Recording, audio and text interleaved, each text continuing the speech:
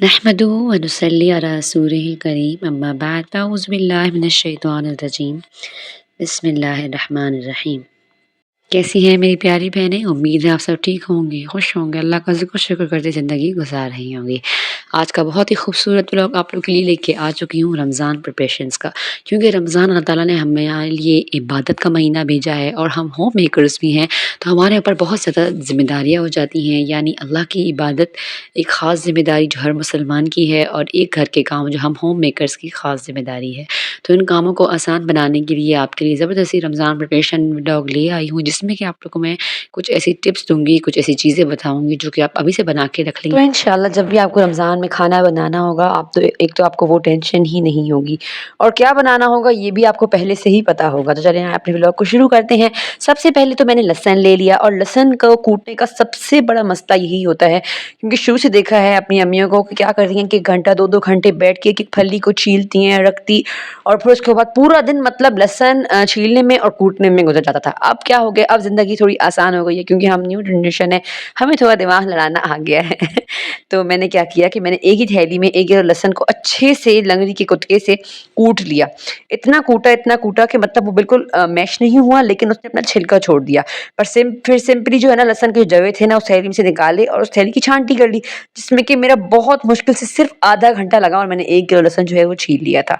उसके बाद उसको मैंने पीस के फ्रीज़ कर लिया, और फ्रीज़ करने के बाद अच्छा मैंने उसके क्यूब्स बना लिए। वीडियो आप देखेंगे थोड़ी मैंने स्पीड में बनाई है, क्यों? क्योंकि मैं नहीं चाहती कि मेरी बहनें जो हैं वो वीडियो देखने में थोड़ी बोर हो जाएँ, तो fast and to the point बात की जाए तो बहुत अच्छा होगा। क्योंकि रमज़ान प्रिपरेशंस चल रही हैं, घर के काम-काज हैं, पकाने में बिल्कुल इतना भी टाइम नहीं मिल रहा होता कि इंसान एक वीडियो को आराम से तफ़सील से बैठ के देख सके। तो इसीलिए इस वीडियो को ना मैंने थोड़ी स्पीड अप किया है, ताकि मेरी बहनों को देखने में हेल्प भी मिल सके, और बहुत सारी टिप्स भी छोटी-सी वीडियो में जो है ना वो मिल जाएँ। तो अच्छा मैंने इसको फ्रीज़ करके ना बॉटल्स में नहीं रखा था, क्योंकि अच्छा कबाब आपने देख लिए, कबाब मैंने बनाए थे, उन्हें मैंने पहले अलग-अलग मतलब ट्रे में रख के ना फ्रीज़ किए। जब वो जम गए, फिर उसके बाद मैंने उठा के उन्हें एक ही थैली में डाल के रख दिया। इससे क्या होगा, ये टिप्स आप आगे भी देखेंगी कि हमारे जो कबाब हैं, नगेट्स हैं, जो भी चीज़ें हैं, सब वो स्टिक नहीं होंगी आपस में, क्योंकि हम पहले से ही डाल के बैचेज़ बना के रख लेते हैं ना, तो वो जब जमते हैं तो आपस में स्टिक हो जाते हैं। जब हम निकालते हैं तो वो टूट जाते हैं, हम उनको अलग करते हैं तो। तो अगर आप अलग-अलग से हर चीज़ को रख के फ्रीज़र में फ्रीज़ कर रहे हैं, उसके बाद उसकी पुड़ियाँ या आप जो भी बना के रखती हैं, एयर टाइट बैग्स बना के रखेंगे ना, तो वो कभी भी टूटेंगे नहीं, ख़राब नहीं होंगे, वो वैसे के वैसे ही रखेंगे। 1 से 2 महीने तक तो मेरी गारंटी है, क्योंकि पिछले रमज़ान ना मैंने ये टेक्निक आज़माई थी, तो बहुत ही आसानी से मेरी कोई चीज़ जो है ना फ्रीज़र वाली ख़राब नहीं हुई थी। वरना पहले क्या होता था कि मैं फ्रीज़र वाली चीज़ें जो है ना वो इकट्ठी करके ना बैचेज़ बना के रख दी थी, जब बनाती थी उसी वक़्त बैचेज़ बना लेती थी, तो उस बैचेज़ से बहुत ज़्यादा नुकसान हुआ करता था मेरा। मैं जो है ना परेशान हो जाया करती थी कि अब क्या करूँ इसमें? मैं सारा सामान चिपक गया, फिर मुझे इतना गुस्सा आ रहा था कि मैं उठा के उसे फेंक देती थी, क्योंकि अब वो ना खाने का ना बनाने का रहा। तो अब ये है कि मैंने ये टिप आज़माई है। और दूसरी चीज़, लहसुन में जो है ना, मैं कभी भी लहसुन को अभी बरनी में भर भर के रखना छोड़ दिया, क्योंकि हमारे पाकिस्तान में एक तो लोड शेडिंग का बहुत ज़्यादा मसला है, और हमारे कोहाट में जैसे ही अब मौसम बदलेगा, गर्मियाँ आनी शुरू होंगी ना, तो 1 घंटा लाइट होगी, 1 घंटा लाइट नहीं होगी। तो उससे क्या होता है कि फ्रीज़र का तो फिर भी टेम्परेचर मेंटेन रहता है, लेकिन फ्रिज का टेम्परेचर बिल्कुल ख़राब हो जाता है। और अगर बर्नियों में लहसुन डाल के रख दिया जाए ना, तो वो भी जो है ना, वो लहसुन की खुशबू भी ख़राब हो जाती है, मज़ा भी, और कलर भी ख़राब हो जाता है। तो अच्छा वैसे तो मैं नॉर्मली आप लोग देख लेते हैं कि लहसुन को प्रेफ़र करती हूँ कि ताज़ा पीस के डालती हूँ, लेकिन अब ज़ाके चूँकि रमज़ान होगा और भी रमज़ान में काम वग़ैरह होंगे, तो बस लहसुन को मैंने काट के चिकन क्यूब्स की तरह छोटे-छोटे क्यूब्स बना के रख लिए। अब सिंपल और ईज़ी लाइफ़ हो गई है, मैं सिर्फ़ 1 क्यूब निकालती हूँ, ऑयल में डालती हूँ, और जो भी बनाना होता है मैं बना लेती हूँ। क्योंकि लहसुन ऐसी चीज़ है ना, जो पीसी पड़ी हो ना, तो बस फिर आपकी आधी ज़िंदगी तो इसी से आसान हो जाती है, खाना बनाना बिल्कुल ईज़ी हो जाता है। एयर टाइट बैग्स मेरे पास थे नहीं उस वक़्त, मैंने एयर टाइट डब्बों में डाल के रख दिया, और बिलीव मी ये और भी अच्छे साबित हुए हैं उससे।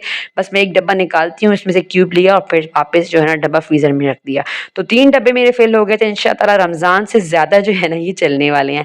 साथ-साथ मैंने अपने गरम मसालों को भी भून लिया, जिसमें कि ज़ीरा था, जिसे मैंने अलग से भून के अलग से पीसा। 1 ज़ीरा भून के जो है ना, मैंने लकड़ी का आप लोग देखेंगे जो मेरा बॉक्स है उसमें मैंने डाल दिया, और 1 ज़ीरा की थैली जो है ना मैंने गरम मसाले में डाल के हल्का-सा, गरम मसाले को हमेशा भून के पीसा करें। इससे जो है ना गरम मसाले का थोड़ा टेस्ट एनहांस हो जाता है, और एक कलर भी बहुत खूबसूरत हो जाता है और आपका जो गरम मसाला होता है ना वो जल्दी काला भी नहीं पड़ता।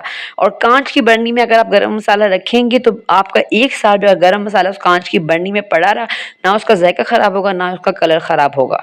और साथ-साथ जो है ना, अच्छा मैंने ना चाट मसाले बहुत ज़्यादा यूज़ किए हैं ना, मुझे कोई चाट मसाला पसंद नहीं आता, ना डब्बे वाला और ना लूज़ मिलते हैं वो।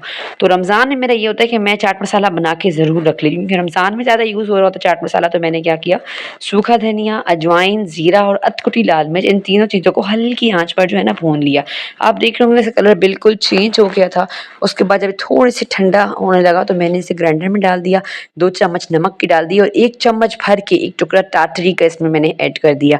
यकीन करेंगी इतना मज़े का गरम मसाला बना था ना, आप चाट मसाला, आप एक बार बनाएँगी ना तो आप मुझे पूरा रमज़ान दुआएँ देंगे, इतना टेस्टी। यार हम लोग डब्बे के मसाले में पड़ जाते हैं ना, वो फ्रेशनेस, वो टेस्ट नहीं होता। बिलीव मी, आप एक बार ज़रूर ये चाट मसाला बना के ट्राई कीजिएगा। क्या डाला था मैंने, सूखा धनिया, अधकुटी लाल मिर्च, ज़ीरा, अजवाइन, टाटरी और नमक।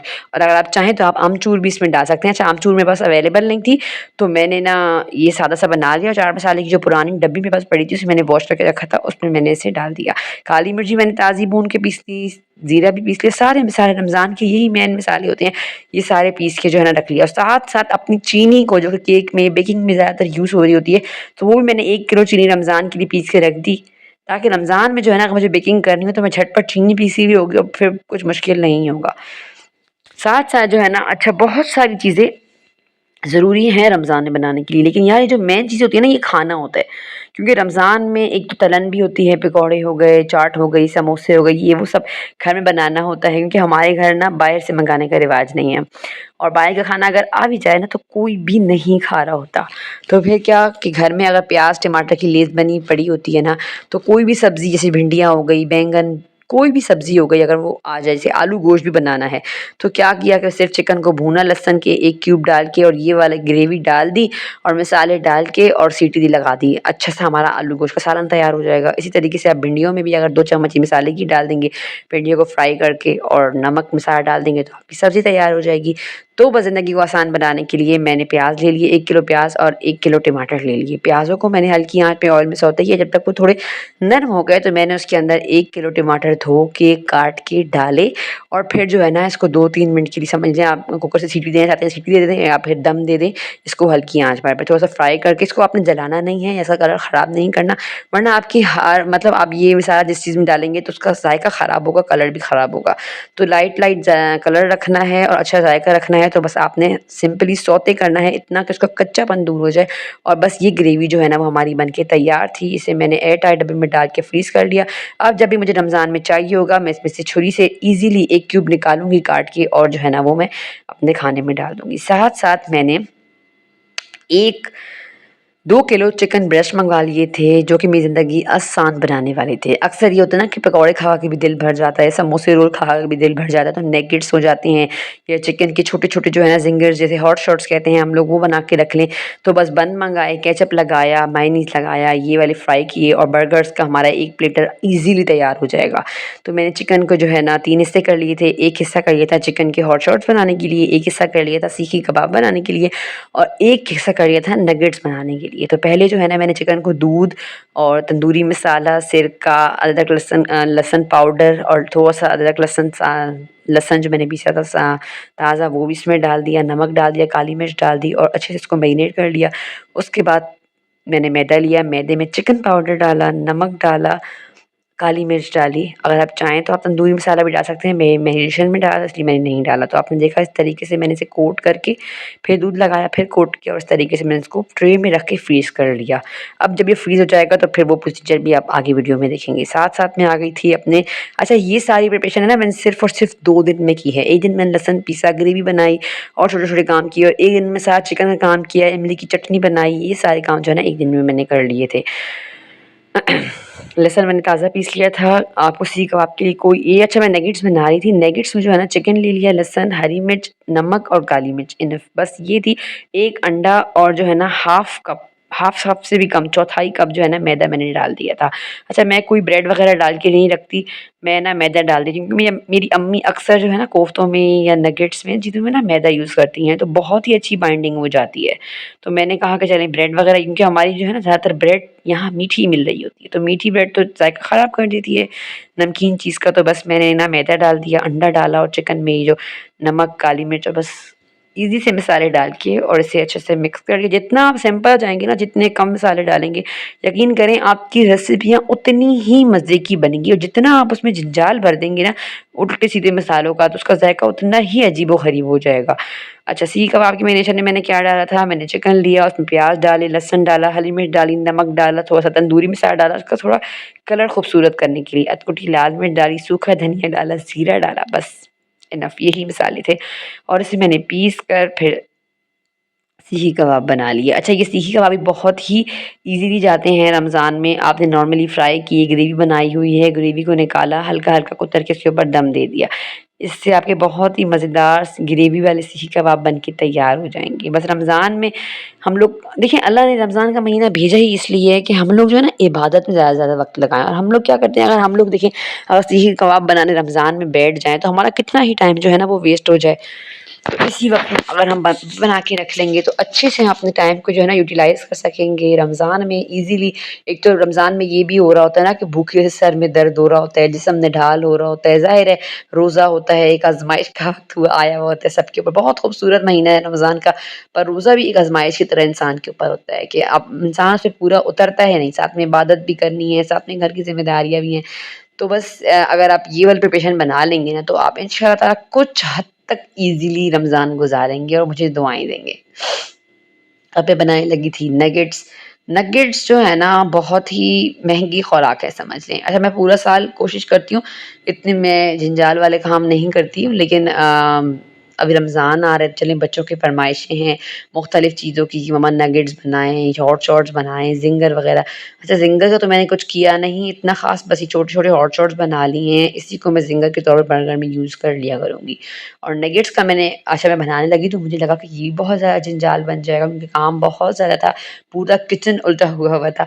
तो मैंने नगेट्स की सिंपल जो है ना उनको बेला, कटिंग की और बस उठा-उठा के जो है ना शेप दे-दे के रखती गई। इस तरीके से मेरे नगेट्स भी जो है ना वो बहुत ही आसान से ईज़ी अच्छा, सबसे ईज़ी नगेट्स जो मुझे लगे थे ना वो डोनट्स वाले नगेट्स थे, क्योंकि ये कोई नई मैंने अक्सर देखते हैं ना कट डोनट कटर्स बनाते हैं नेट पर, रील्स देखते रहते हैं, तो मैंने कहा चलें इस दफ़ा ना मैं डोनट के शेप में जो है ना नगेट्स बनाती हूँ। एक तो बन बड़े ईज़ी तरीके से गए थे, बहुत जल्दी-जल्दी बस रोल किया, बीच में उँगली डाली और एक छोटा-सा होल बनाया और डोनट तैयार। और स्टफिंग थोड़ी मुश्किल हुई थी इनकी, वो क्रम्स वगैरह लगाने में, लेकिन यकीन करें बहुत ही आसानी से जो है ना ये नगेट्स बन के तैयार हो गए थे।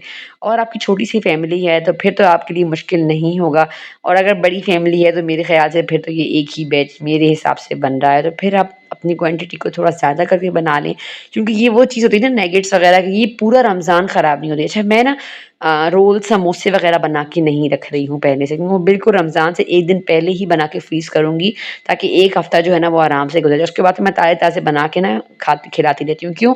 क्योंकि मैं ना पहले पूरे-पूरे रमज़ान के बैचेज़ बना के रख लेती थी, और लाइट की जाने की वजह से क्या होता था, वो पिघलते थे, फिर जमते थे, फिर पिघलते थे, फिर जमते थे, तो वो आटा होता है ना तो वो अपनी जान छोड़ देता था। और कितने-कितने रोल और समोसे जब रमज़ान बीच में आता था ना, मैं फ्राई करती थी, वो ऑयल में जाते ही खुल जाते थे, ख़राब हो जाते, फट जाते थे।